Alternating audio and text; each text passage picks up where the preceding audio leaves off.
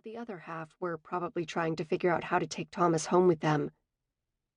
"We should go, Miss Martins." I shot him a look. The corner of his mouth lifted. "Emma." "That's better." His hand came to my elbow and he said again, so politely and yet with authority, "We should be going, Miss Emma." Ah, a compromise.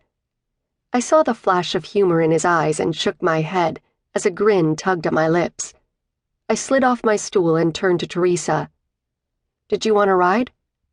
She started to shake her head, then grabbed at the table for balance. With a laugh, she replied, "Yeah, maybe. I think I drank that last pitcher all by myself." A woman laughed from across the table. "You and me, Teresa. I think we shared it." "Yeah, probably." Teresa gave her a slight smile, grabbing her purse and straightening her clothes as she stood.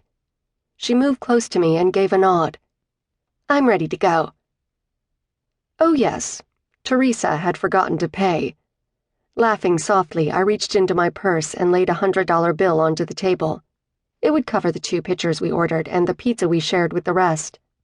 The group called goodbye behind us as we headed out the door, and I lifted a hand in response. Teresa bent her head forward and was already out the door, moving in front of me.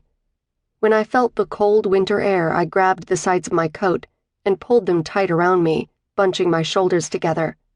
I mimicked the way Teresa crossed the sidewalk to the waiting car.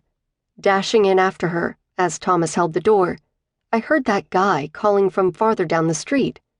"Miss Nathans." Whoever that was, it wasn't me. He had the wrong person. I relaxed a little bit. He wasn't someone I needed to worry about. I climbed inside and Thomas sat beside me, shutting the door. I glanced at him, surprised. He usually shut the door and went to the front seat, but not this time. Another guard was already seated inside the limo across from us, and he avoided my gaze. He pressed his intercom. "We're good to go." The car moved into traffic. Teresa groaned, folding over to pinch her forehead with her hand. That last pitcher was too much. She lifted tormented eyes to me. "When am I going to remember I'm a wine girl? I'm getting old, Emma. Beer doesn't sit well with me anymore." I chuckled, letting go of my unease and forcing myself to relax. Patting her on the back, I asked, "Do you want us to take you to your place or Noah's?" She groaned again. "Not Noah's. He'll just gripe at me." Some fight returned to her tone. "He's been on this kick lately that I shouldn't go to Friday night happy hour. We had a big fight about it last week. He actually forbade me to go tonight. Can you believe that?" Her voice sharpened. "Forbade me? Like he could even do that, even if we were in a relationship. Forbade? Unreal.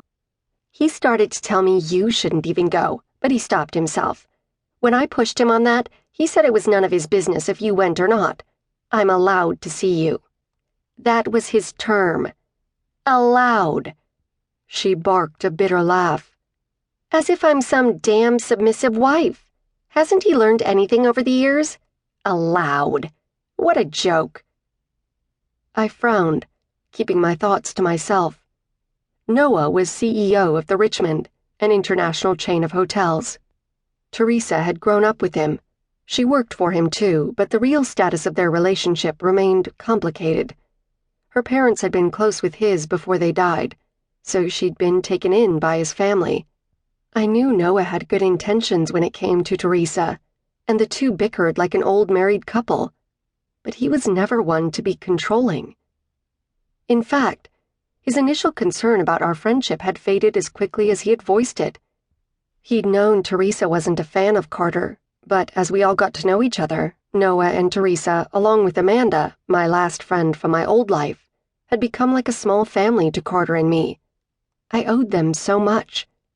They'd been there for me when my roommate, Mallory, was killed a year ago, and I'd been hunted by the Bertal family.